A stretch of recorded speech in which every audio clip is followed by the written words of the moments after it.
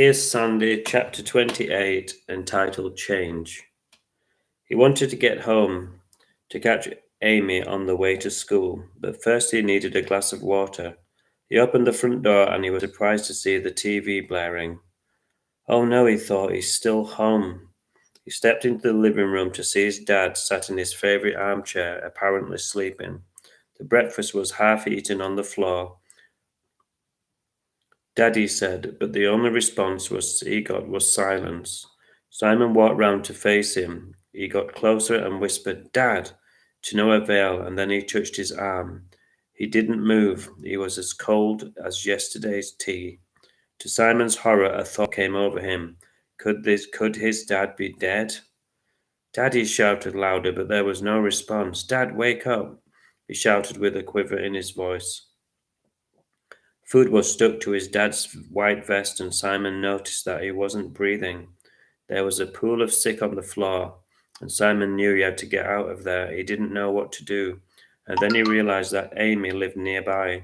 He had no one else to turn to. He ran over and knocked on her door. Her mum answered, which was a relief. Simon managed to tell her what had happened. He wasn't crying, but he was in shock. Amy brought him a glass of water and he sat on the sofa and watched as they phoned the ambulance. He was in a daze. Within 5 minutes, he heard the sirens blaring and the ambulance appeared in the road and all of the curtains started twitching. Alf was loaded up on a stretcher and put in the back. Simon wasn't sure if he was dead or alive and he couldn't think about either option. He still had to go to school and he and Anna walked together in near silence. When they got near the school gate, she gave him a hug, which helped. Although Alf was nothing like a normal, loving dad, Simon didn't want anything bad to happen to him. Simon had a caring heart, and it was rare for him to think or do anything unkind to anyone. Unfortunately, kindness was often not appreciated, or it was seen as a fault in the world. He sat in the classroom as all the teachers discussed the situation and ran around like bees. Halfway through maths, the headmistress came into the lesson and motioned Simon to follow. In his heart, he knew it was bad news.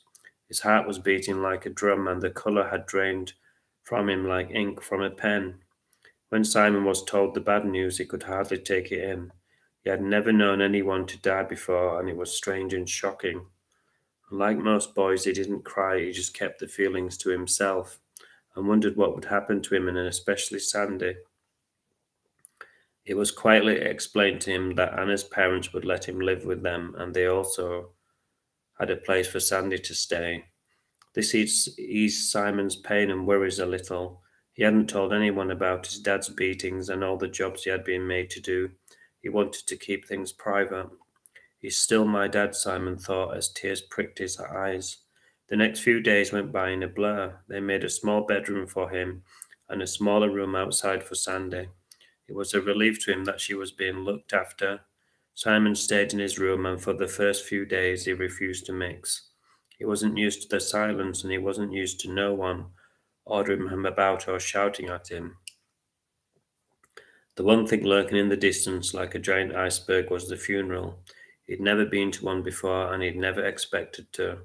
Anna's parents gently explained to him that he didn't have to go if he didn't want to. He decided that he did as he wanted to face up to the reality of what had happened. Coming up next, chapter 30, Strong.